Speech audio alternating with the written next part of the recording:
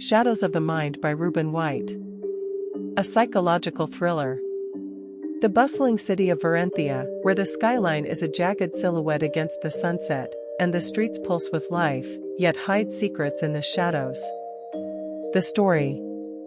In the heart of Verenthia, where ambition thrived, Elena Carter stood on the precipice of her dreams. With a sharp mind and a passion for justice, she was destined for greatness in the legal world. But beneath her determined exterior lay a tempest of shadows, a battle against paranoid schizophrenia that had begun to consume her life. For over a decade, Elena fought valiantly against the demons that whispered lies and painted her reality in shades of despair. Her mother, Margaret, was her unwavering anchor, weathering the storms of hospitalizations and relapses. Every time Elena slipped into the abyss, Margaret was there, a lighthouse guiding her back to safety. One fateful day, a glimmer of hope emerged in the form of Dr. Isaac Hale, a visionary psychiatrist who had developed an experimental drug that promised to quiet the cacophony in Elena's mind.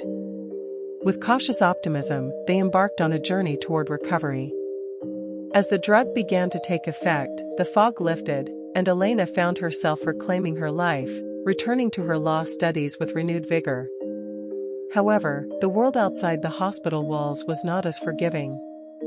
As she stepped back into the bustling corridors of the university, Elena was met with sideways glances and hushed whispers.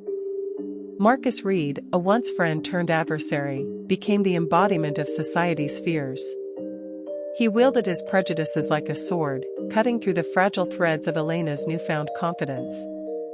"Are you sure you're ready for this?" he sneered one day, his words like ice.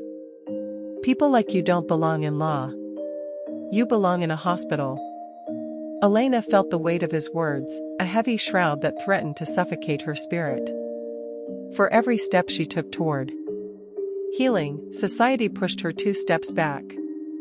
The shadows of her illness loomed large, and she began to doubt whether she could ever truly escape them. But within her, a flicker of defiance ignited. She decided to confront Marcus, not with anger, but with the truth of her journey. In a tense confrontation, she laid bare her struggles, her fears, and her triumphs. "I am more than my illness," she declared, her voice steady. "I am a fighter, a survivor. I will not be defined by the shadows." As their voices echoed in the empty lecture hall, the tension crackled in the air. Marcus, taken aback by Elena's raw honesty, faltered. For the first time, he saw her not as a label but as a person, a warrior battling unseen foes. The realization struck him like a thunderbolt, and the facade of indifference began to crumble. The climax. In the days that followed, whispers turned into conversations. Elena became a beacon of hope for others facing similar battles. With Margaret by her side, she organized workshops to raise awareness about mental health, dismantling the stigma piece by piece. Elena invited Dr. Hale to speak at one of the workshops, where he shared insights about mental health and the importance of empathy. The room was filled with students, some curious, others skeptical, but all eager to learn. As Dr. Hale spoke, Elena felt the weight of the world lift slightly. She was not alone in this fight. During one workshop, a brave young woman named Sophie stood up and shared her own struggles with anxiety and depression. The room fell silent as she spoke, her voice trembling but resolute. "I thought I was alone," she admitted, tears streaming down her face. "But hearing you, Elena, it gives me hope." Elena's heart swelled with a mix of pride and empathy. She realized that their stories were intertwined, each thread weaving a tapestry of resilience and strength. Together, they could illuminate the path for others lost in the shadows. The resolution. As the weeks turned into months, Elena's confidence flourished. She excelled in her studies and began to participate in debates, her voice resonating with conviction. She learned to navigate the complexities of her illness while embracing her identity as a future lawyer. However, Marcus continued to challenge her, often trying to provoke her during class discussions. One day, during a heated debate about mental health legislation, he launched a personal attack. How can we trust someone like you to advocate for the law when you can't even control your own mind? He spat. The room fell silent, tension thick in the air. Elena took a deep breath, her heart racing. Instead of crumbling, she stood tall.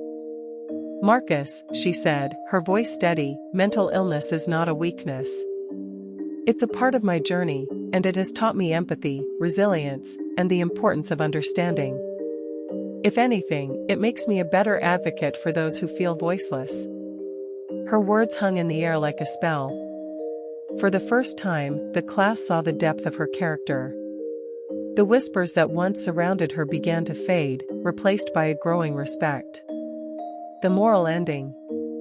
As the sun set over Verenthia, casting a warm glow on the city, Elena stood at the forefront of a movement. With her mother by her side, she had transformed her pain into purpose. The workshops continued to flourish, and the community began to change.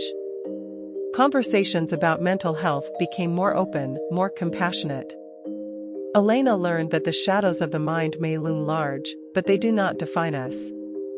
In the end, it was not just Elena who found healing, the community around her began to change, learning that compassion and understanding could light the way through even the darkest of struggles. Elena had become a beacon of hope, illuminating the path for others to follow.